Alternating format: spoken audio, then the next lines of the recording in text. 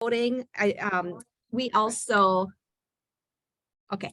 I was going to ask too, do you have all of your stuff in Google Docs? Are you sharing your folders that way? And then my other question is, in terms of accessibility, like Susan is saying, like what would happen if you handed a 5-page article or something stapled to families?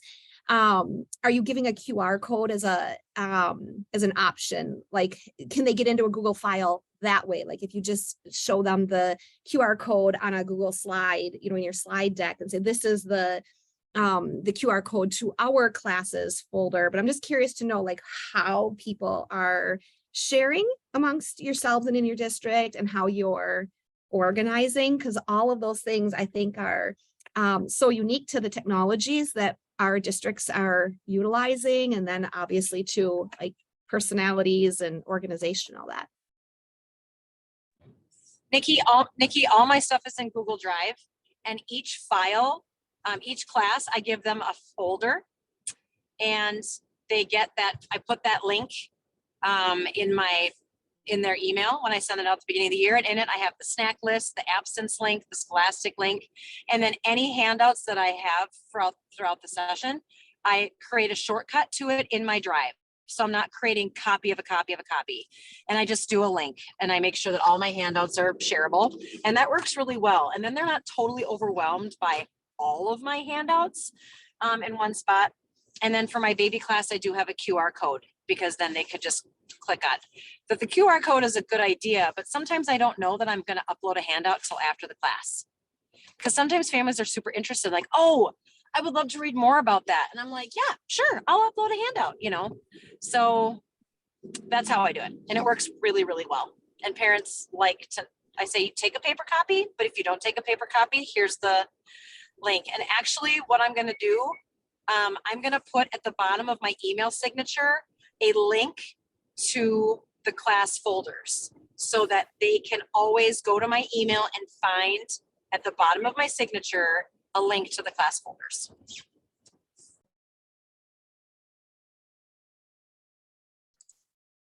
Hi, Mary Kay. Hello.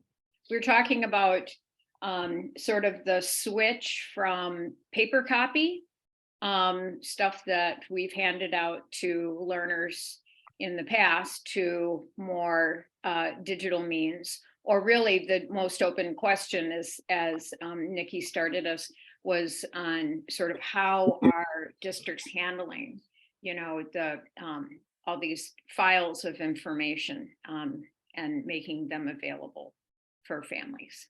So I just added a QR code generator site.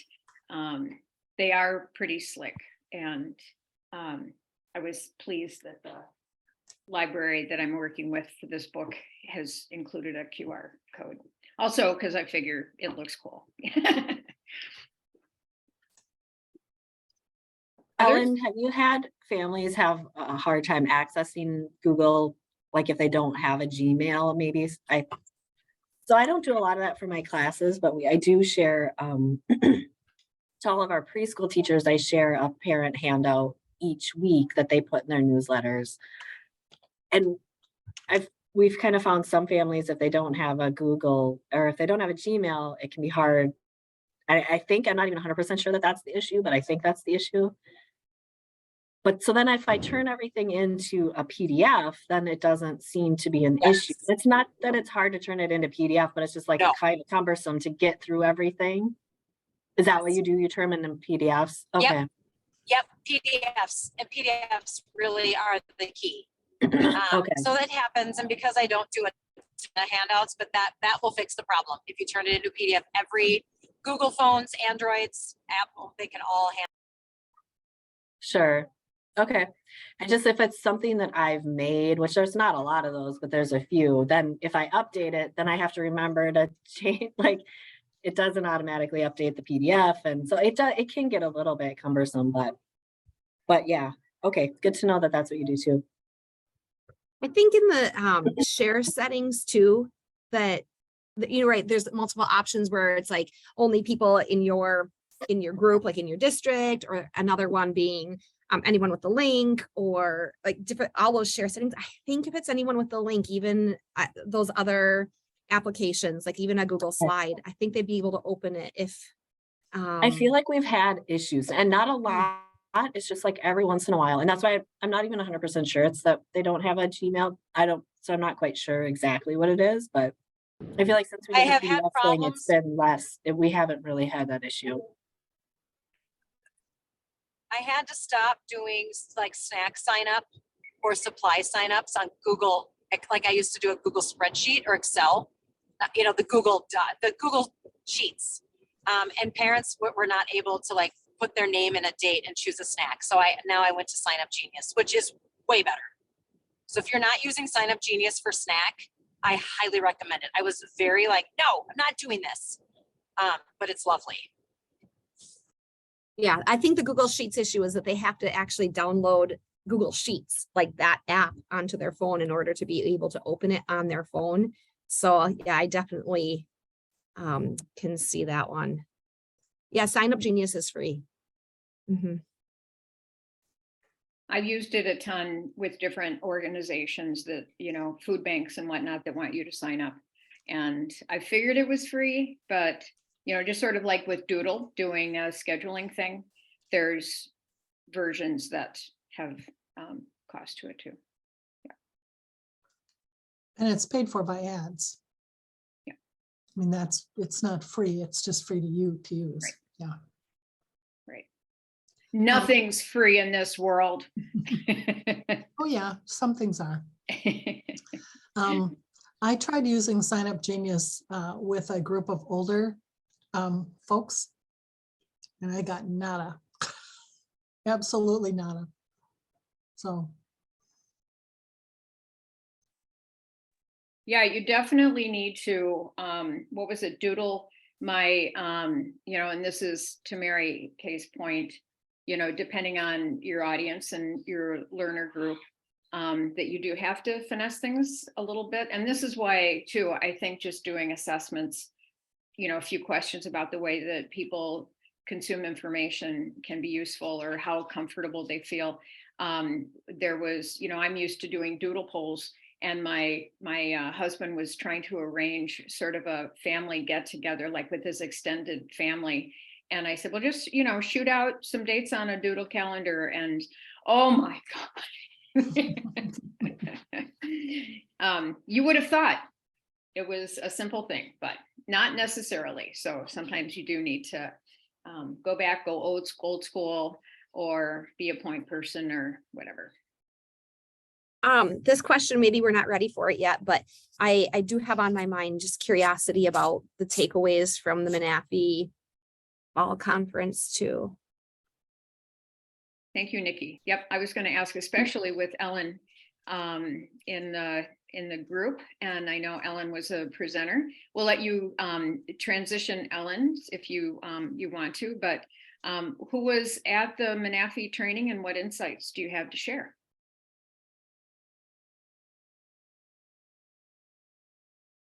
Nikki?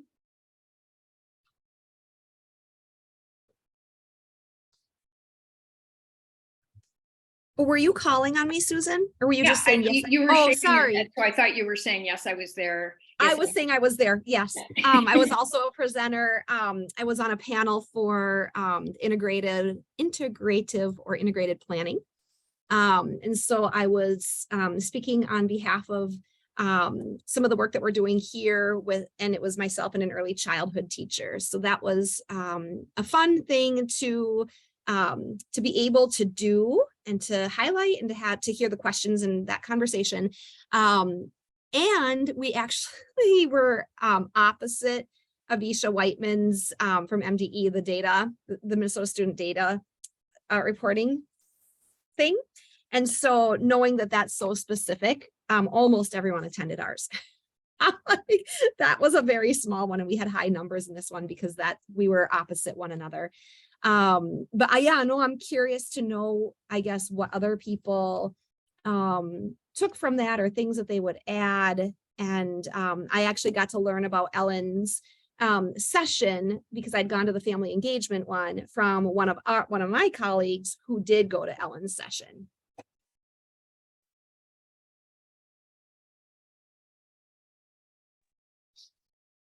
Becca, would you like to share?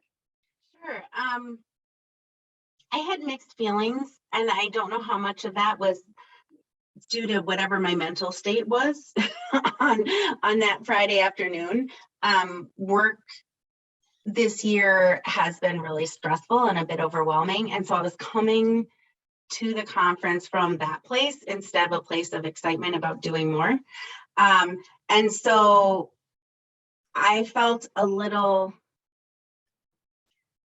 instead of feeling inspired, I felt a little like I'm not doing enough, which was kind of hard as a takeaway when I'm already feeling really stressed out. So that was my negative. I take copious notes, so I have all sorts of ideas. I know that when I'm feeling a little bit more ready to do more, I've got great ideas and stuff.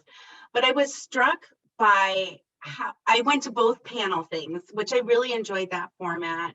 I was struck by how many wonderful things take an enormous amount of time and energy that we're not paid for.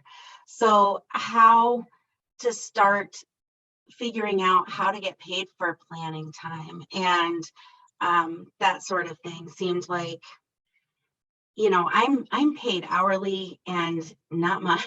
It feels like not much because I don't have very many hours. And I would love to have significant time either every week or every semester to work as part of a team instead of coming up with things on my own.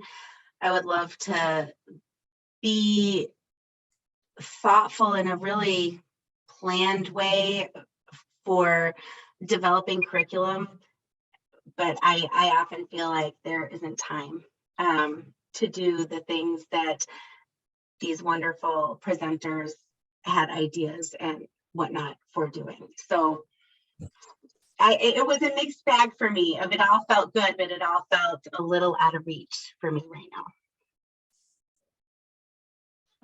Becca, thank you so much. I will say that as you started to talk, I was weighing, should I pause the video? Should I pause the video? You know, but I didn't.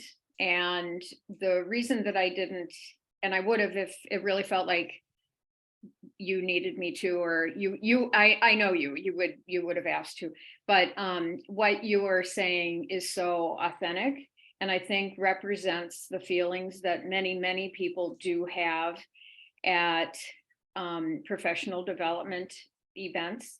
That has been reflected here in the past, not recently, but in the past.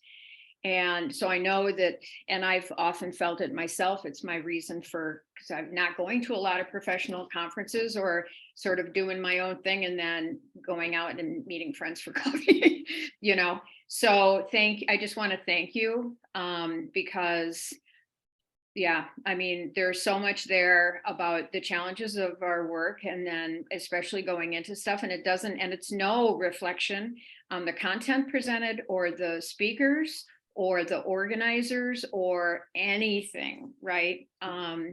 It's our state of mind and our, you know, how we are as learners and as humans when we go into an event, right? And I say we take from it whatever we can, and then at least you had the energy to also take notes so you could reflect later. You're here today, we're talking about it. It's another way for you to learn and to absorb, you know, and that sort of thing. So I won't go on, but I just wanted to thank you for your honest and authentic reflection.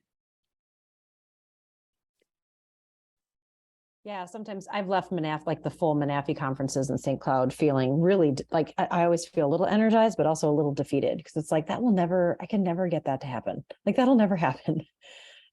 So been there. And I didn't get to go last Friday, but I'm teaching with a new early childhood teacher this year, and she's fabulous. She's not a new teacher, but she's just with us new now. And it's her first year, so she's being observed and doing that process. And I guess that's one of the things the coordinator asked her at one of their meetings was, how are you coordinating, planning with the early childhood room and the parent room? And so we were talking about that. And that was the first thing I said. I said, we've never been given the amount of time it takes to do that kind of planning. So as much as we might want to, there's no time for it. And contractually, we can't ask for more time. Because I think for some districts, you are given, if you have class contact time, your prep time is based on your class contact time. And so if you're on the contract, yes, our work, getting something started does take more time, but we can't ask for more pay because then other people, and other, like a second grade teacher is like, well, why am I not getting that prep? So they have to be very careful. Mhm. But yes, you're right, Becca, it comes out of unpaid time. Is some flexibility. One thing that my district does that I really appreciate, because my hours are very much based on the class times and getting a tiny bit of prep for each class period. But we also have what my boss calls a slush fund. So I have 55 hours a year, and that was a big step up from it being 40. That is used for all the other stuff, but it gets worked into my FTE, so it counts as part of my contract or employment. So it covers professional development days and meetings mostly. Any kind of meeting with my team or whatever, like I can subtract out of that. It has never yet lasted an entire year, and it's sometime I am anticipating that the 55 will get me close, but that's because I don't include hardly any of my actual spent time on there. It's really only when I'm meeting with someone else. So if like up the chain was serious about wanting there to be co-teaching, planning together, developing curriculum together, any of that, they could build that into our hours as a separate thing. But right now, they don't. So I have a question, and that is how other districts have gotten their heads around contact time for visits. And I don't know how many of you are doing one-on-one visits. But we, in our FTE, it like our contract shows like, okay, you might be 0.6 for your classes and 0.3 for these visits, and the other one or 0.1 is up this other stuff. But that's contact time as well. And I'm curious to know how districts have gotten their head around the actual, when you look at how the FTE is broken up, would that be a helpful thing? Are all the districts including that time, or like, because they can probably look back at however you're logging it, right, to see, well, okay, last year and the year before and the year before, and look back 10 years, this is about how many visits this person or this field or this role has done, to get a figure for moving forward. So we're going to honor, 140 hours or I don't know what for these visits in this FTE moving forward. Is that something people have looked at?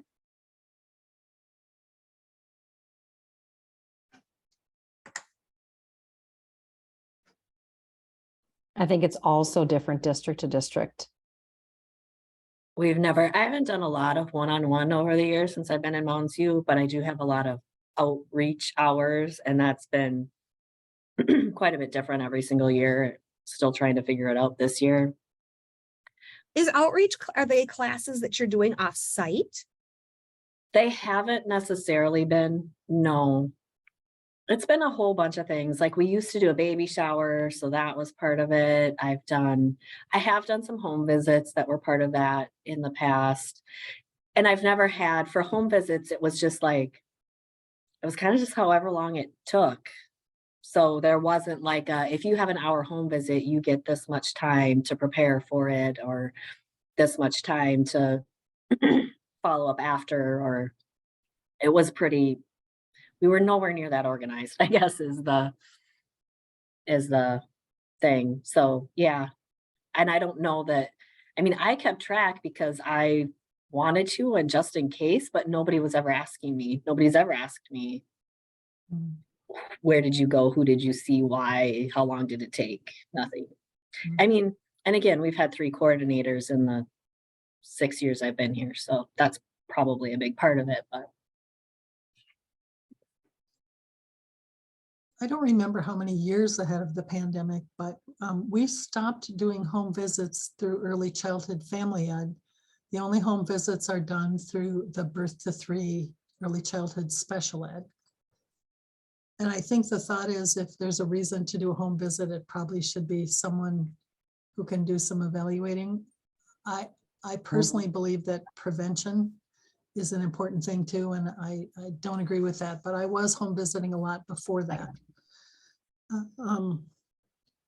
Also, I came to understand that one of the things we lost in the last contract negotiations was that we were the early childhood family ed and adult basic ed were trying to get in the salary schedule or an hourly wage schedule.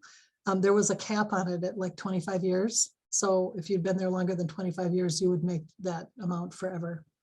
And to get it moved up so that more like the K-12 schedule, you got some small bump for every year you were there or for every 2 years or whatever. And we gave up the prep time we had to match it closer to what the K-12 teachers had. So we lost prep time in that process. And we used to have like, I don't know, if you taught an hour-and-a-half class, and you were the teacher for both sides, both early childhood and parent ed, you got paid for 3 hours. Thinking 45 minutes of prep for each hour. No, that's not right. Yeah, that is right, I think. And now we get a number of minutes for every class that we're teaching. And only the time that you're actually the lead teacher in the process. So I don't even remember the number of minutes we get to prep per class because it's in that contract that I don't have yet because of the transition in leadership. So I don't know when I will see it in writing again. But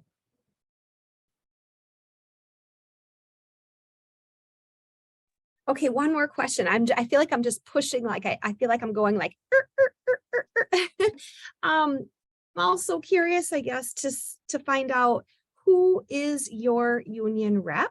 Is it one rep for all of early childhood programs? So it's a rep that covers ECSE, early intervention, ECFE, or is it, do you have your own ECFE rep? Or I'm just curious to know what that looks like in other districts, because it seems to me that it's not the same across the state, and that there's a lot of variables here that I'm just wondering too about who is it that's actively advocating for and making sure that everyone in a district knows what these issues are. Yeah.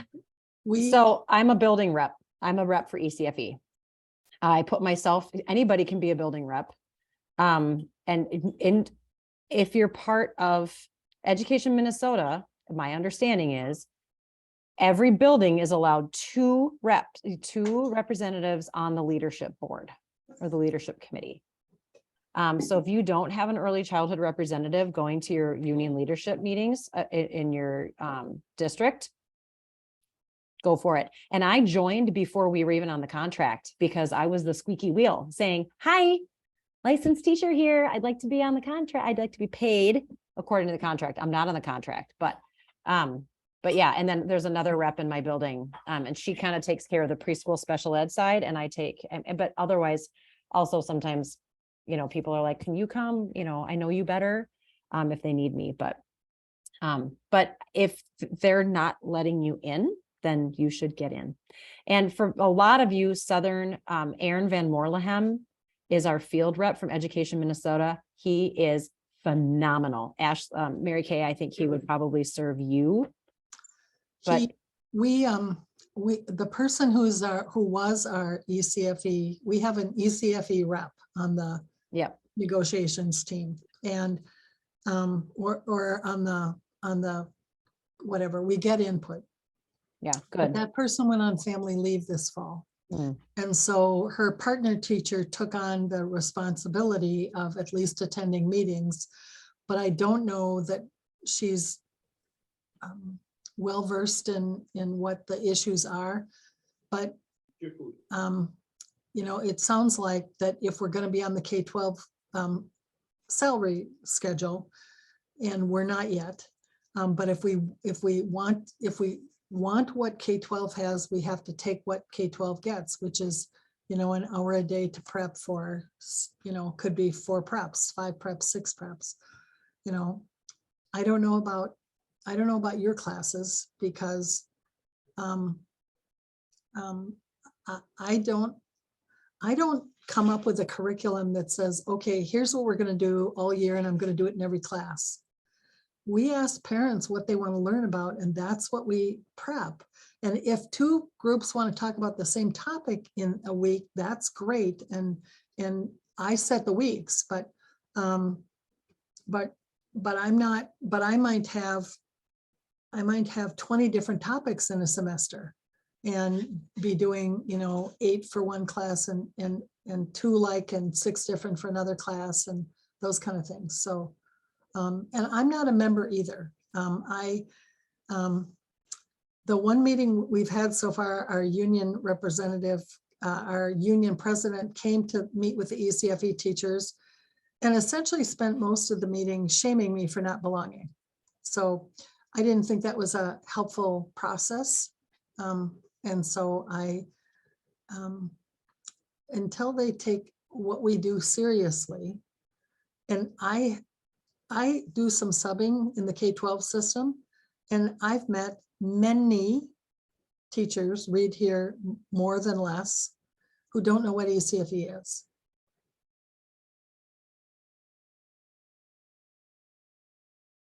So,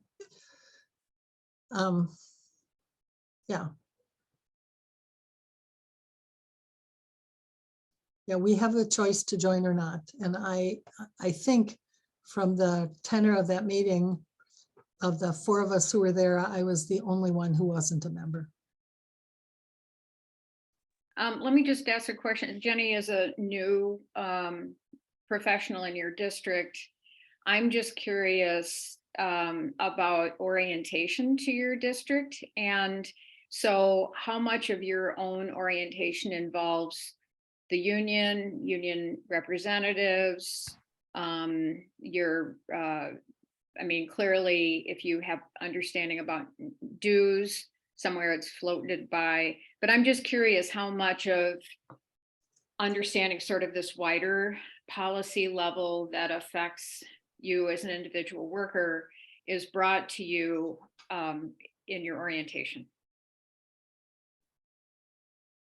Hi, very little, almost none. But I think it's because I'm the early childhood in Roseville is an addendum to the master contract with K-12.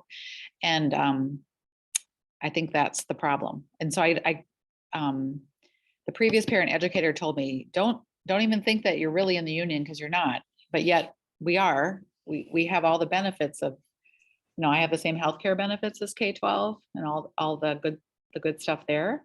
So anyway, I don't know, but I've never, no one's ever said to me, here's your union representative, here's who you can reach out to.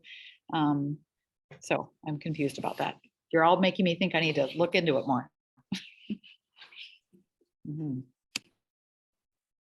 So I can say that in our district, I don't know how much is mentioned about the union when staff are brought on through human resources, but it is the job of the union rep to approach 100% of every single solitary new hire. So we get lists. I've also, I'm nodding in affirmation to Ellen because I've been a union rep I am not now, but I've done it for a long time. And every year we would get those new hires. And so being very, very clear to make an introduction and a connection and build a relationship and that piece. And so I guess I would say to anyone who didn't know their union rep, you know, ask around, find out who that is. And I think, this is my opinion, that we need to collectively, and this is around the state, we need to just continue to like yell from the mountaintops, like we're here, we're here, we're here, push, push, push, because how amazing would it be when 100% of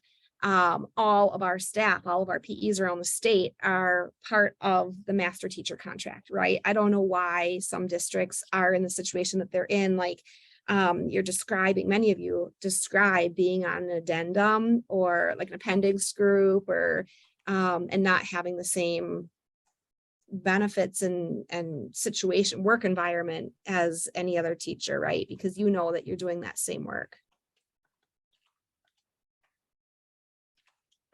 And that's the problem. And this is where Education Minnesota has, I'm sorry, they've sucked at helping us stay noticed, relevant, and to help districts be like, yes, you have early childhood teachers in your district. Yes, they are 100% licensed. And I mean, that is my one biggest piece about the Department of Ed, that they just, I'm sorry, they suck at making sure that we're noticed. And unfortunately, then it falls to us. So find out who your education rep is. I would email another, your union rep. When I came to Northfield, I was told that I couldn't be in the union. And I can't remember why they said it. So I called Education Minnesota, and Aaron Van Morlehem, who's the Southern Minnesota, like he's the field rep. He was like, who said that? What are they talking about? That's baloney. So I will tell you, even the locals sometimes get it wrong.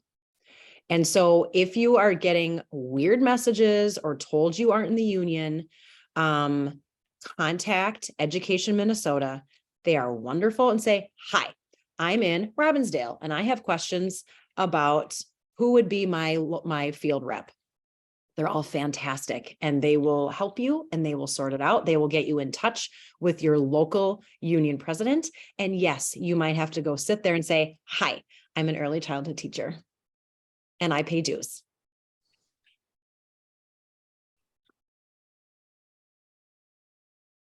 This fires me up. Can you tell? Mhm. I think it's tricky because it is different in so many districts. When I was in Forest Lake,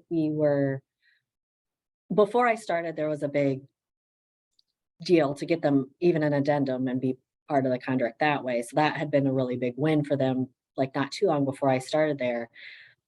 And then shenanigans happened though,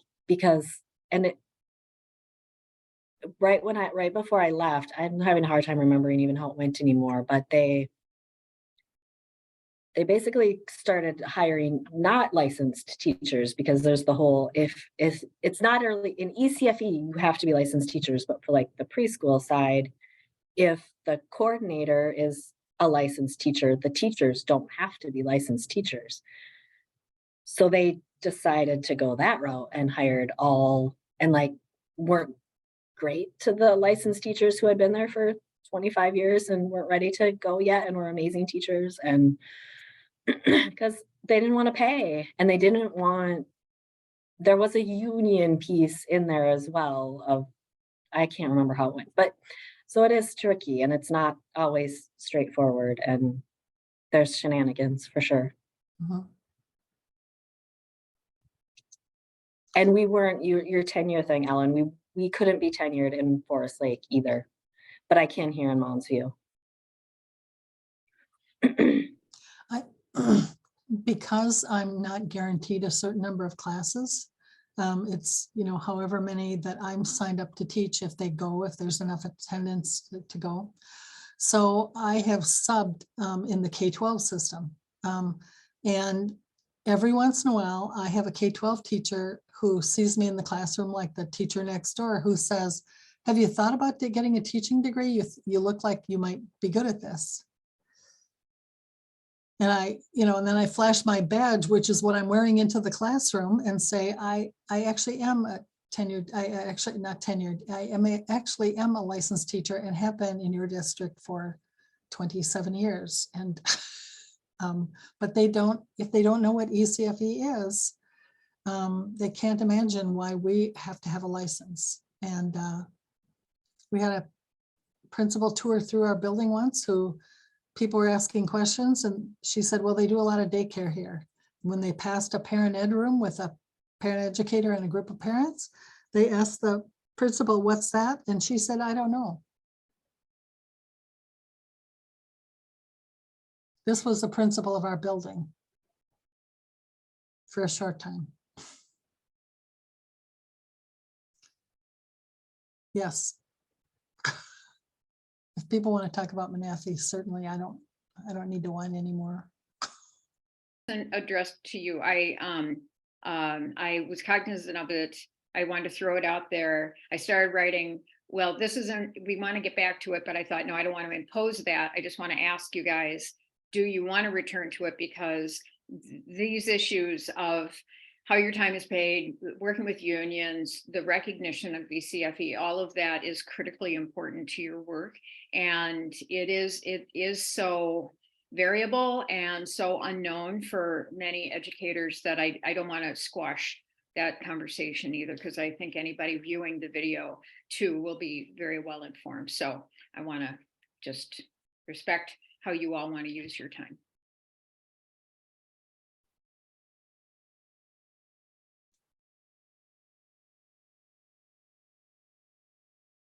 And also the conversation in chat has been very useful and productive. And so I also appreciate that. But I'm sorry, Mary Kay, I was not, this is No, I wasn't. because you were talking. So No, I was just reflecting on my own talk. I'm sure I've said that before. So yeah, it's just been a really long couple of weeks. oh yes. So I do see a couple of sentiments for talking a little bit more about MNAFEE, and I certainly want to shout out Ellen because I know she was a presenter, but since I was not there and unable to attend, I am absolutely clueless. So if I don't give shout out to others of you who were also presenting, I apologize for that. Anyway, so to give closure on the other issue though, so that we can get to the MNAFEE thing, are there any final words or advice or feelings or things to throw?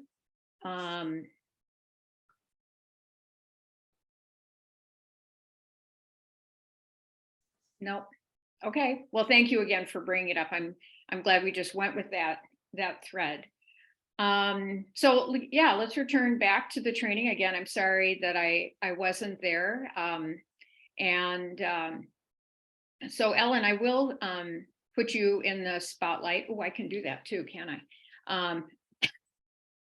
Spotlight, there we go. Spotlighting Ellen.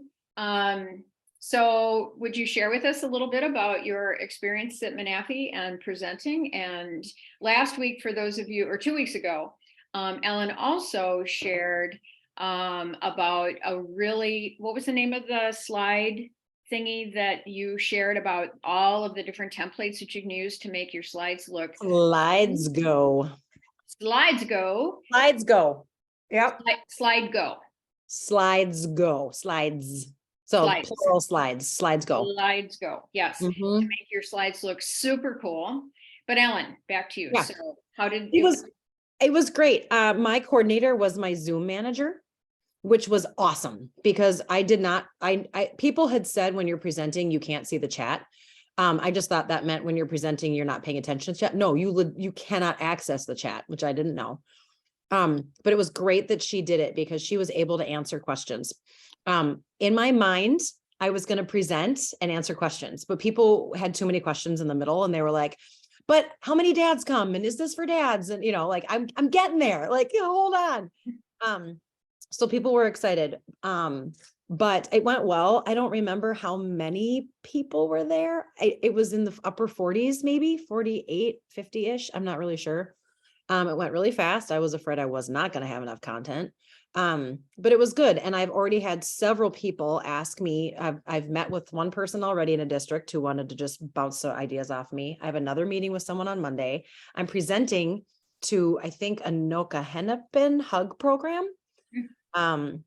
So like, I've got a bunch of people who are like, we need more information. We want this information to get out. And I'm like, great. That's fantastic. Ellen, quickly, what was the topic of your presentation? Oh, I'm so sorry. Newborn programming in ECFE.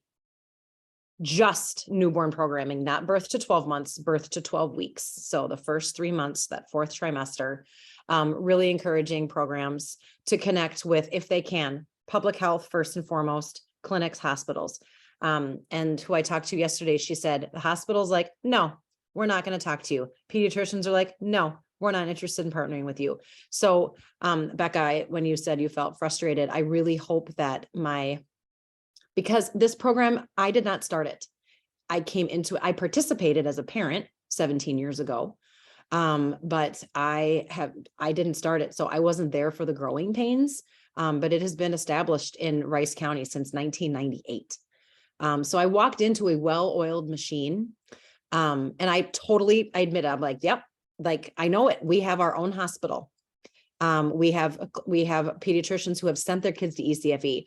So for some districts, I think, again, not everybody knows about ECFE. So how do you educate the medical profession that you can connect parents to resources without doing it yourself? Oh, you're a lonely single mom. Have you heard about ECFE?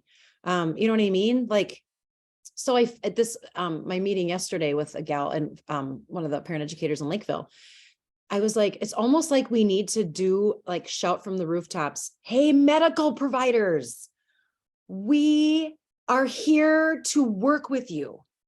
Like, and that was part of my presentation. When they started this, pediatricians were like, well, if people are bringing their babies to get weighed every week, they're not going to come to the follow-up appointments. Not true at all. Because moms were learning when they came to class that it's really important to go to that 2-week checkup or that 4-week checkup, go to your 6-week postpartum checkup. But then also they weren't inundated with questions about sleep and my toddler hates the baby and what do I do and how do I help that?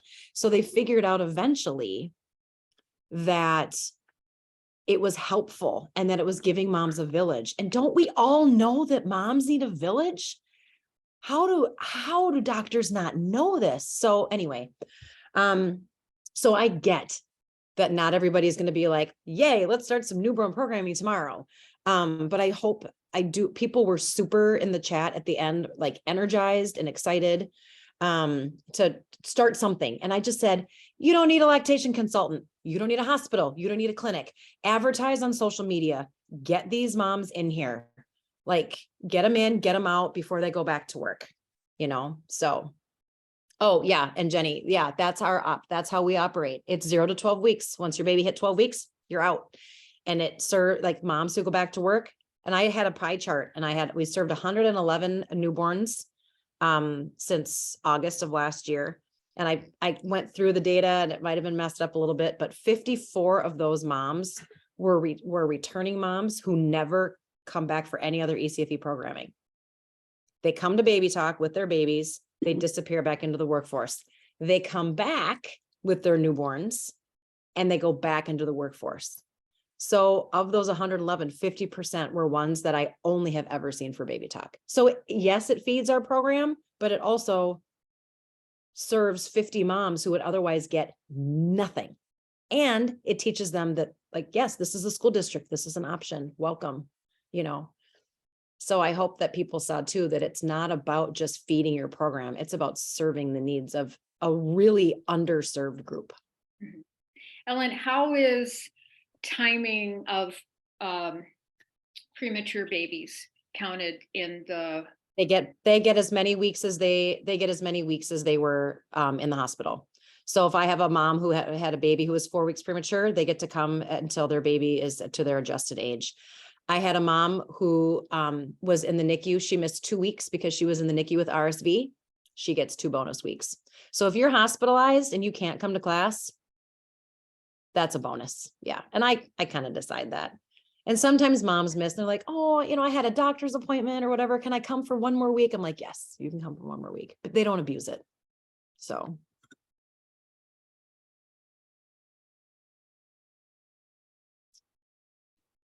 Susan, you're muted.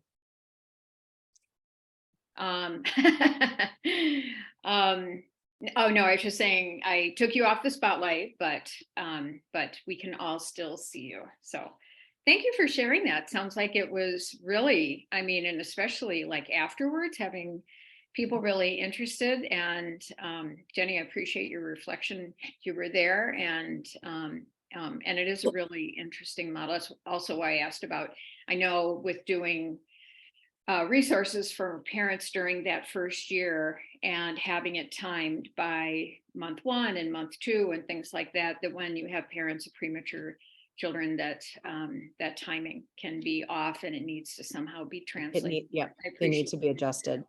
Yeah. Well, and that's the thing too. I know a lot of programs do a birth to 12 month. No, you can't. The needs, yeah, I know, Becca. You know, a 10-month-old babies. And then what happens is if you get a room full of 6 to 9-month babies, then the newborn moms are not getting what they need because the other ones are mobile and moving. So I just hope that people are able to, you know, get something started, anything.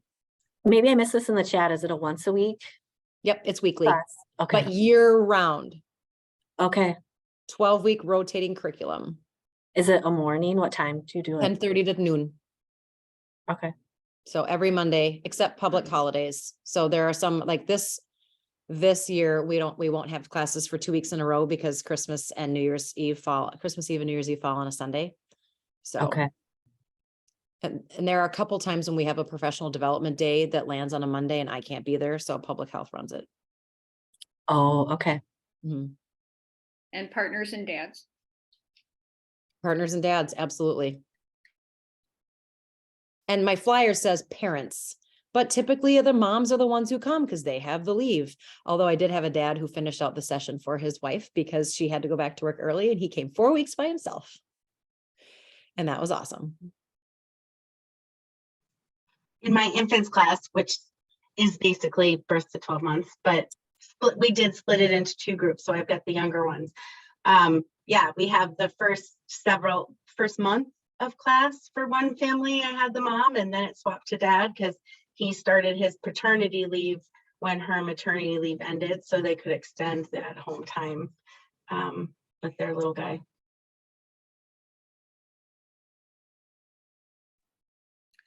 Can we hear a little bit from Nikki? Because I was so inspired by your presentation too. I know we're running up against time, but. Oh, go Nikki, Okay, go. so super speedy in a minute.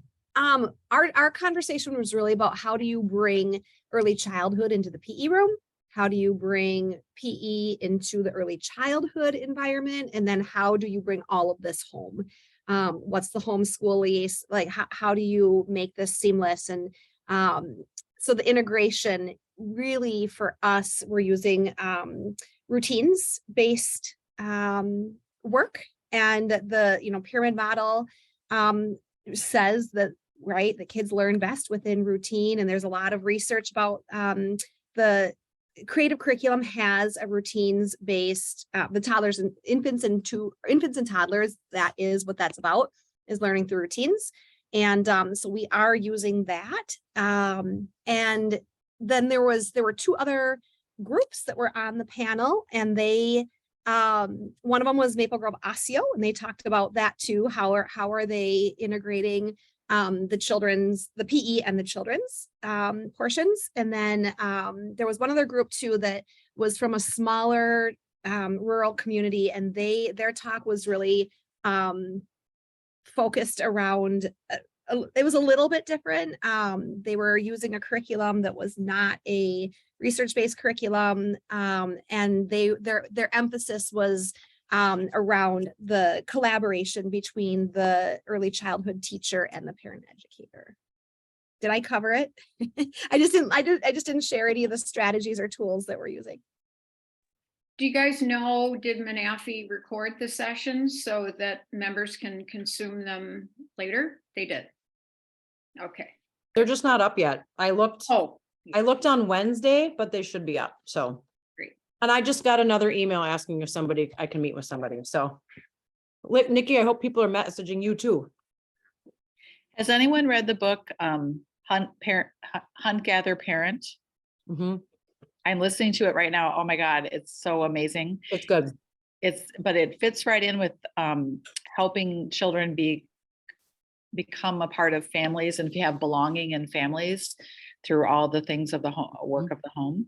Yep. And it's a reporter for NPR who had a holy terror of a daughter because she was doing the overscheduled parent and doing all her home chores after the daughter went to bed. And anyway, she went and lived with 3 different communities around the world that are more traditional cultures, a Mayan community in Mexico and 2 other communities, and just kind of figured out how families raise helpful, collaborative children through work of the home. And oh, it's just amazing. I'm bringing it to, or I'm trying to figure out how to bring it to my class, but I'm in the midst of talking about supporting independence and through the activities of daily living. And so it's just fitting in right there. It's a beautiful book. Who is the author?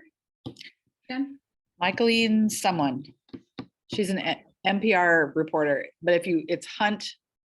I actually don't like the title that well because so it's Hunt, Gather, Parent, but she only really goes to live with one hunter-gatherer culture in Africa. The other ones are more traditional, where the teenagers have cell phones, but it's just that idea of embedding children as a part of family life instead of having segregating the adults and the children, and the adults go, because one of her key ideas is that if children are mainly taught that their role in the family is to play with toys and play video games and watch screens when they're in early childhood, then when they get to be elementary and high school, they don't know how to contribute to their family. They don't feel a part of it because they weren't encouraged at the youngest ages they don't have a role in their families when they're ages 1 to 6. So anyway. Jenny, I made a handout about the chapter where she talks about the children doing small jobs. Yeah. And talking about building, and I'm trying to find it. Oh, I love that. what do I label it? But she talks about mini tasks and hold this. It's like she has the tasks like hold this, Right. take this, carry this. Yeah. Like so often, like if you have kids do lots of mini things, that's the only chapter I've made it through, by the way. So I'm Yeah. not gonna read the whole book, but Just like she says, how to have a 1-year-old help with garbage. You say, yes, Can you please hold the door for me? yes, I mean, just that's a job. Task. That's And a chore. Yes. These traditional families are giving their children these little quick tasks all day long, or not, she says not, it's like not all day long, but 1 or 2 an hour or something. Yeah. And then they feel a part of the family. They feel Mhm. that they have a job and they feel good about what they're doing, no matter what their age is. I'm trying to find it.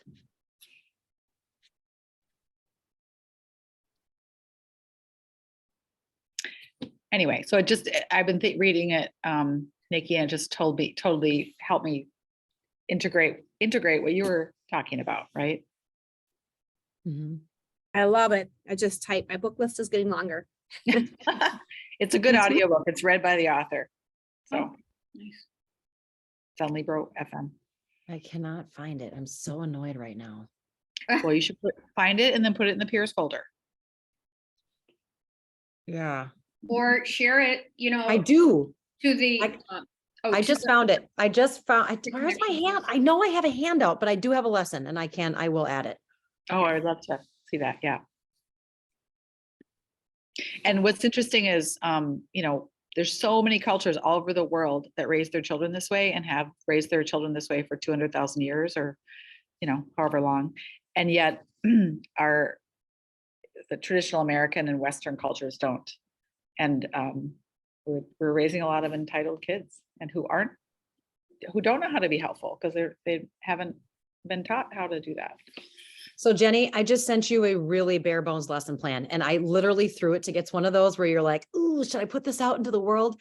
But it is, I threw it together after reading that chapter and I was like, oh, we can totally have a conversation about this. And we did. Great. So Thank you. it's there, but it's not awesome, but it'll get you somewhere to start. Thank you. I wish there were a lot more not awesome lesson plans on Peers folder because I feel like people are so they feel like it has to be perfect, so they don't put it up. Oh, Yeah. All right, guys, I got to run too. Yep. All Well, right. fabulous conversation, you guys. Thank you. It's Thank lovely to you. see you all. And we'll see you again next week. Yeah. Sounds good. Bye.